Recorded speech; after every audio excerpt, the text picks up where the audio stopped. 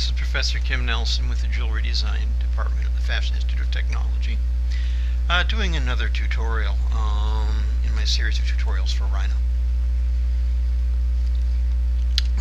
Been recently working on C-plane concepts, and this will be at least the last one in this series I'll be doing for a while. I'm going to talk about using custom C-planes once again, but this time in a real-life scenario. The last video I did, I used a round brilliant, and you wouldn't really need to prong up a round brilliant. You wouldn't really need custom C-planes to do that. Here I'm going to do an oval, a 10 by 8, and with split prongs. And to do a split prong setting on an oval stone with the proper amount of control, you need to have a custom C-plane. I could build the C-plane, build the prongs using standard top, front, top, and side C-planes, but I wouldn't, and then rotate it, or I should say orient it to get it into position. But in doing so, I'm not building the prong in its location, and so I would make aesthetic judgments that may not be appropriate. So to have proper control of the aesthetics of this setting, you would want to use custom C-planes. So I have here, as in the other video, a simple profile of a ring shank and a stone. Okay, my stones in my library all have a girdle wire, a girdle curve that I can use. I'm going to use that curve to go ahead and set a C-plane to object. Okay, now I want to prepare you. I'm going to be doing this video much more at my normal speed of working, simply because I don't have time right now to do a very slow and thorough one, and this is just repeating concepts, reinforcing the concepts in the other videos. I'm going to turn that curve wire, that girdle wire, to a different colored layer so I can turn off the stone. Okay, now that C-plane is in the right place. And given the fact that I used an oval to create it, and I've discussed in previous tutorials how ovals are wonderful to get a directionality that's appropriate to your C-plane. So my grid is lined up, with its horizontal and verticals in a way that makes sense with the stone. But I don't like where the origin is, and I don't like the arrangement of the X and Y axis. So going to start by moving the C-plane, going to move it from 0, which is where it's at now. Oops, sorry. Going to move it, actually it doesn't ask me for, from, and to, so just going to center snap, touch the girdle, and there it is. Now I want to rotate it so the X-axis comes over to the side here on the right, which would be normal or more typical, and Y-axis shooting backward away from me there. So come to C-plane, rotate C-plane, origin is 0. I want it to go from the Z perspective, looking down the Z-axis, rotation reference point 1, rotation reference point 2. That gives me the first C-plane I'm going to want. Going to go to my viewport menu, go to C-plane, set C-plane, name C-planes. Going to hit save, and I'll call this one girdle.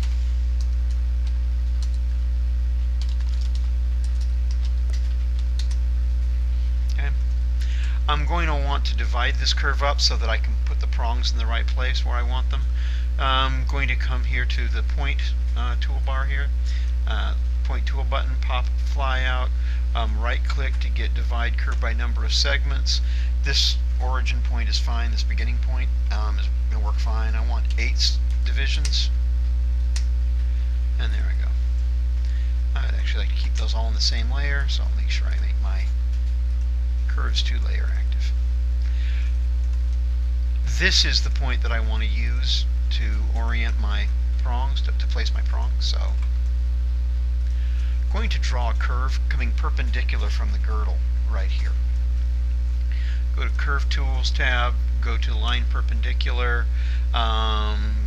Before you click where you want it to begin from, you're going to need to choose whether you want both sides or not, and I do. So this is a fluke in this command. This command has a couple of flukes we're going to discuss. That's the first one. If you start the line, then you no longer can choose both sides. So you hit B for both sides, start at the point, okay, and there we go. The other fluke in this command is that it used to be, prior to Rhino 5, that you could choose from first point as an option, and it would automatically take that line from the point where you clicked. Very, very useful. In later versions of Rhino, you can't do that anymore. So you'll see if I hit from first point, or F for from first point, I've broken the relationship between the girdle and the line. It's no longer perpendicular from curve, so it's a waste.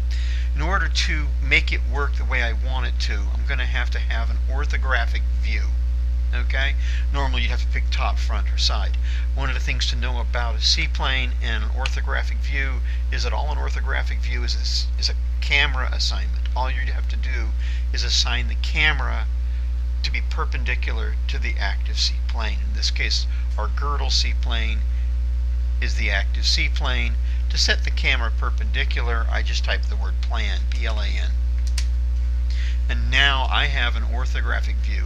If I right-click drag, it acts just like a regular top, front, or side view. This is very useful to remember if you're ever trying to draw intricate cross-sections or whatnot and you want to get a nice orthographic view. This is how it's done. But in this case, I did it simply to make this command work the way it's supposed to. Line perpendicular from curve, B for both sides, click at the point, hit F for from first point, and there you go. Okay? But to get my viewport to go back to a perspective viewport, come down to Viewport Properties, choose Perspective, and it's back to what I would expect it to be. The next C-plane I want to do is I want to do a C-plane that would be the top view oriented properly for the actual prong, like I did in the previous tutorial. So in that case, I'm going to want to move the orientation of the C-plane to this point, and I'm going to want to rotate the grid so that x-axis lines up along this curve, which is why I drew the curve.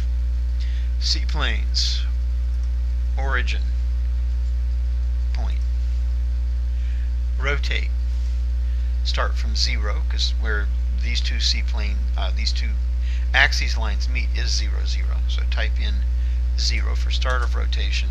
I want it to come from the z-axis, the relative z-axis, which is looking straight down. And now it's going to ask me for 2 pick points. One, I'm going to use the current shift key, ortho setting, to grab that x-plane, x-axis where it is now, and end snap to position it where I'd like it. That is fine. Go ahead and turn off that drawing down below.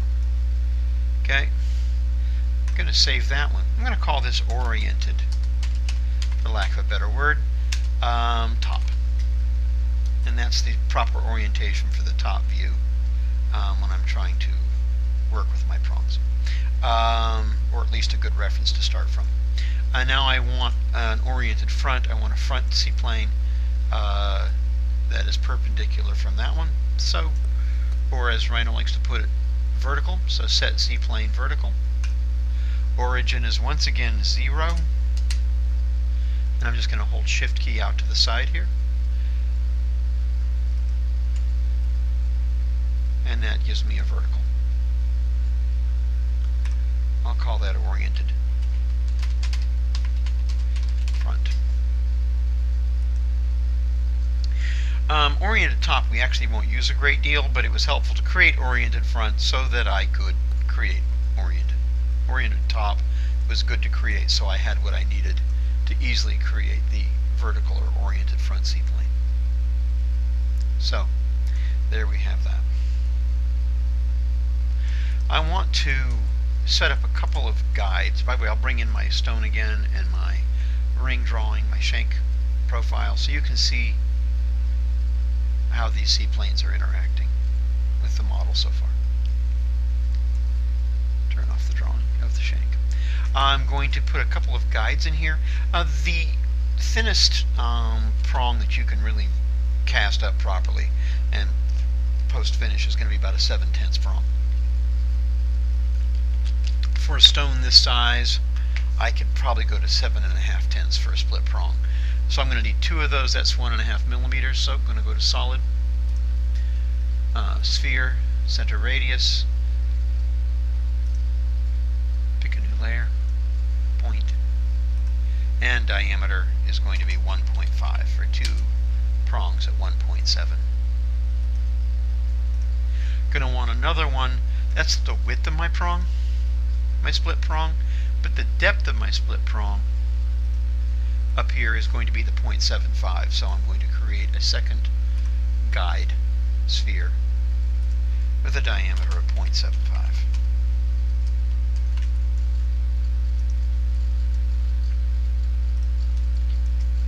I'm going to want to go ahead and group the 2 spheres and that reference point together.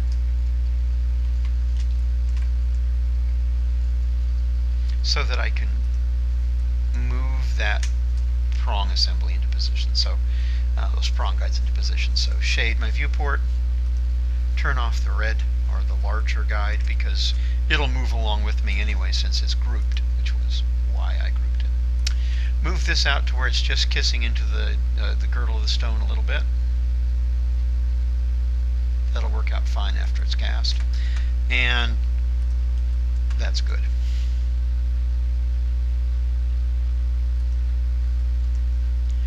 I'm going to take the opportunity now to get rid of these points, except for the one I want to keep right here. So select tab, points, control drag to remove that one, delete the rest. And I can start drawing my prong wire. I'll draw it using this oriented front C-plane because that'll give me the best control over the curve. So, going to draw a line both sides from this point, bring in my stone. I'm going to want this to tuck quite severely underneath my stone for a stone this size. Oh, and I want it to go well into the prong, into the ring bore, so like that.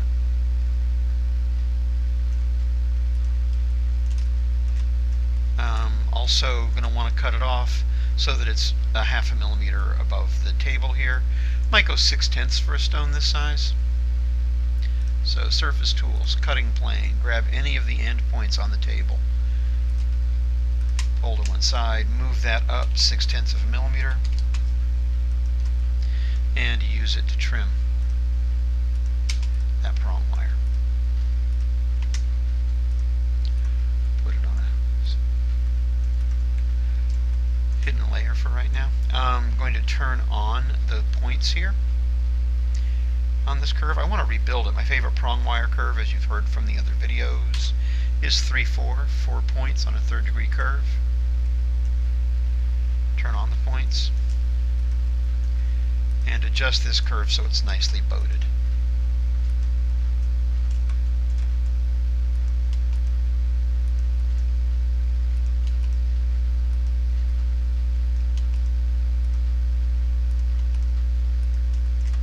Something like that is nice. I'm going to want to rotate it into position.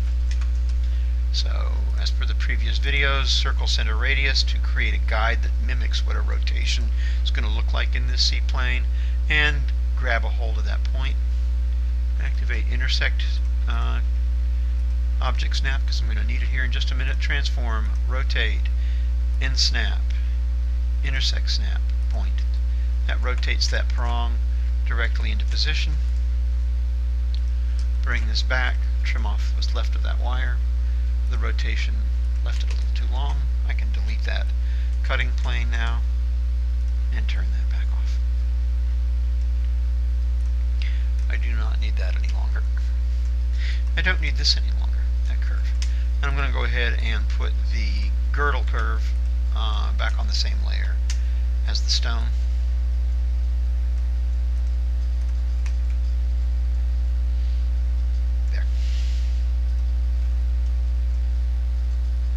I want to make a pipe, so I will make a pipe starting at 1.5 at the top, and I'll try taking it down to 1 millimeter at the bottom and see how I like that taper. Diameter at the top, make sure it's diameter, not radius, is 1.5. Pick a little different color there. Bottom is 1. Take a look at my stone, take a look at my ring, my shank, decide what I think about that. I think I can taper it more, because I have to remember that that's going to crop that here, so I'm going to have a fairly beefy prong there if I leave it like it is. So again, pipe 1.5 on top, and I will try 0.9 at the bottom. Bring back the stone and the drawing and take a look. I think that should work fine. And as I did in the previous tutorial, I don't just need a guide pipe. One, I need two, because I'm going to taper this prong in this perspective, wide at the top, narrow at the bottom. But from the front here, I want it to be narrow at the top and wide at the bottom. So, from this perspective, my prong's only going to be 0.75 wide here, but I might want to make them a little deeper so I have more metal to grab the stone with. So I will make the pipe here, I'll try 1 millimeter, and make the bottom 1.45. We'll just reverse it there. See if I think that's going to come up under the stone enough.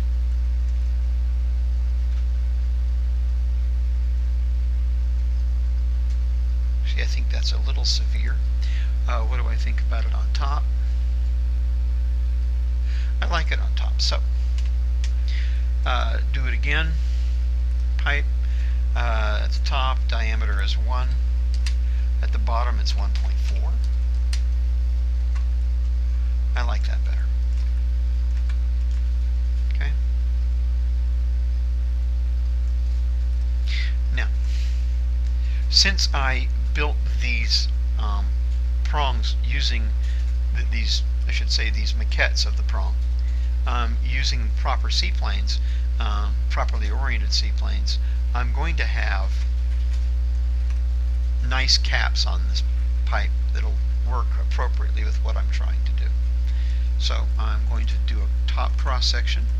To do that, I'm going to get a C-plane from object. I can click on either cap, it doesn't matter. They'll both give me the same information. Okay. Now, I can decide if I like this orientation or not, if I want it to be more of a typical sort of orientation for drawing this prong. I can do that if I want to, or I can leave it the way it is. The center is going to still be where I want it, so I can decide if I want to swing it around. I'll try swinging it around, just so we have the practice of doing so. Rotate the C-plane, center of rotation is 0, relative direction is coming from Z. I want to grab this X direction holding Shift key and bring it over here. Okay. That'll be fine. I want to steal the curve at the edge of this surface, so to do that, I'll go duplicate edge.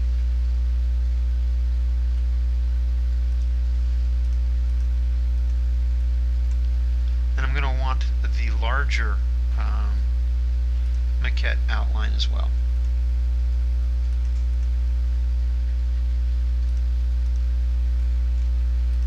Remember, this circle represents how deep the prong is going to be. This represents how wide it's going to be at the top. Okay? So, curve, line, from center, both sides, shift key, pull out, offset curve, both sides, through point, grab a quad. That's the width. Go ahead and rotate that curve I drew, 0, shift key, and shift key. Now to offset the same curve, to capture the depth of the prong, through point both sides,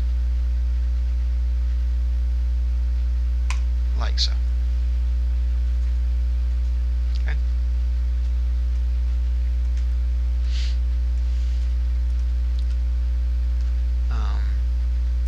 Actually, in this instance, neither one of these is going to remain useful to me, so I can delete them. Clean up the box that represents that top cross section of the prong using fillet set to 0. I want about half of this distance to be good and flat for starters. This I'm going to let go ahead and become half round or elliptical.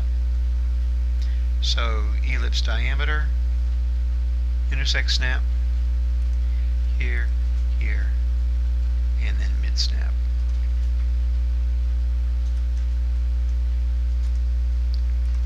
Use these two curves to trim off this, and use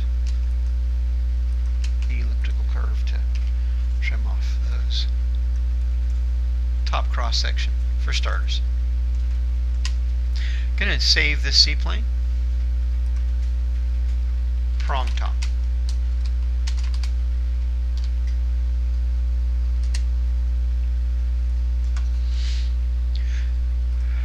Repeat the exercise at the bottom.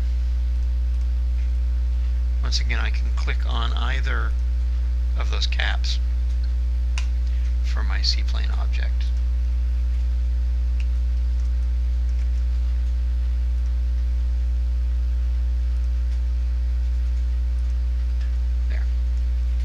Once again, I'm going to want to have those curves represent the outline of those two caps.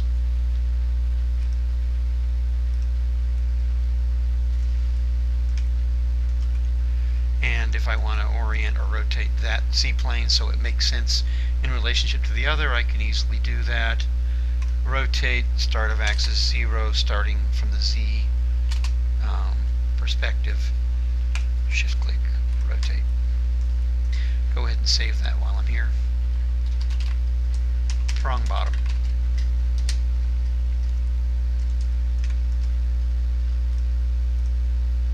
Draw me a curve, center, both sides, shift key, offset, both sides, through point, grab a quadrant. That's the width of this prong. Go ahead and rotate that center curve.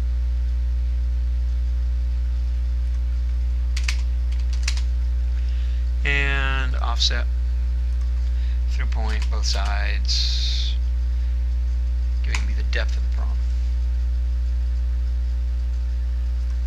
Fillet to tidy up the box.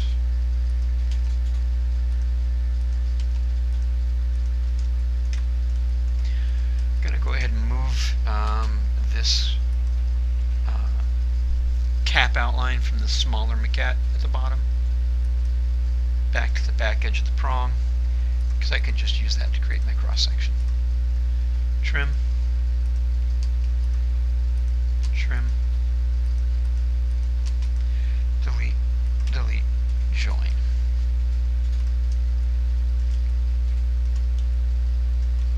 Okay. Going to go to oriented front C-plane by double clicking on it. So here I have my prong wire and I have my two C-plane, two cross sections. I'm going to do a one rail sweep.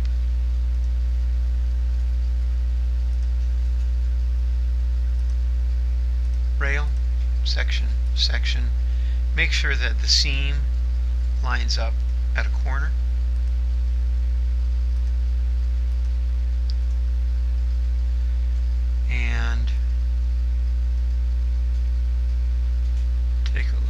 getting?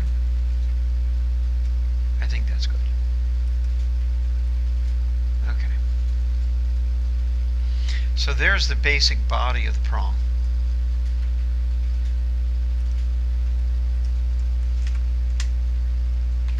Go to front C-plane, extrude my ring bore here,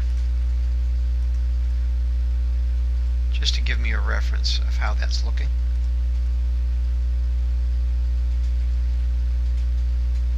Okay, that's acceptable. Split prongs are actually only split about halfway up the prong, where we will. So it's not even really split. It has a flute. It's two flutes. It's got a seam down the middle, which we will notch at the top for a jeweler to pass his blade down, and the jeweler actually separates the prongs and finishes them out properly. We know here it can't be two prongs. It needs to be one. So I want to have a reference curve here, so I'll go ahead and get an intersect. So I have that. I can delete that now. I can turn that back off, and I can go back to oriented front. So somewhere in here, I'm going to want to make sure that I end that split prong. So I'm going to do a curve line perpendicular from curve, just like we did when we were starting with the girdle of the stone. I needed to push B enter for both sides because I want both sides option here. And I know I want it to be up here a ways. I can actually bring the prong back.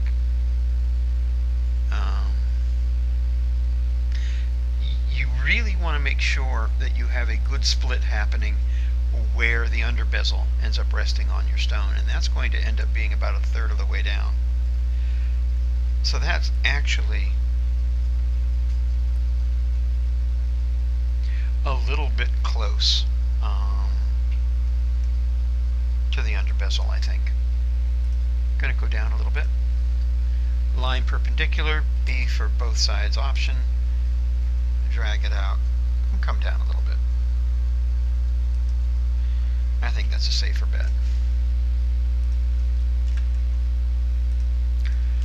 I would like a cross section of this. To get that, I could use a cutting plane, or I can just do section. End to end. And that will give me where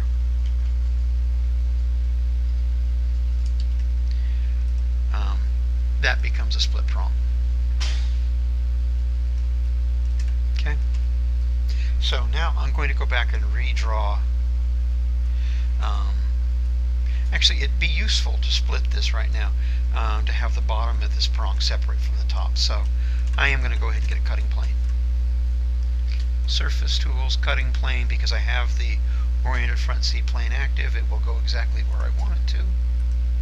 Like so. Split, click, enter, done. This piece here I am not going to need for a while, so put it on a hidden layer. And I won't need that anymore.